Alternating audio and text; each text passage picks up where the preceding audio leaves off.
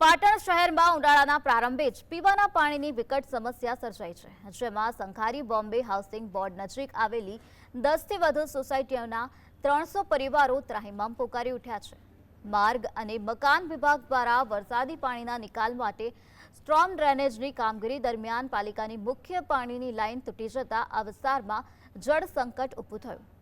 પાલિકાની કથિત કિન્નાખોરી અને તંત્રની બેદરકારીને કારણે લોકોને હવે મોંઘા ભાવના ટેન્કરો પર નિર્ભર રહેવું પડી રહ્યું છે.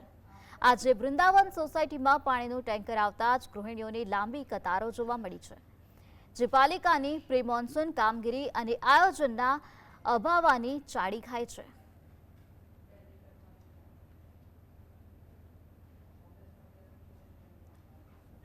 પછી સમગ્ર દેશ લાઈનોમાં રહ્યો છે, ક્યાંક નોટબંધીની લાઈનમાં, ક્યાંક રેશનિંગ લાઈનમાં. હવે અત્યારે પાટણમાં કહેવાય કે વોર્ડ નંબર 11માં આવેલી સોસાયટીના રહીશો અત્યારે હવે પાણીની લાઈનમાં આવી ગયા છે. ભર ઉનાળે પાણી હોવા છતાં નર્મદા કેનાલમાં પાણી હોવા છતાં પાટણ નગરપાલિકા દ્વારા પાણી નહીં આપતા અત્યારે હાલ લાઈનો ચાલી રહી છે.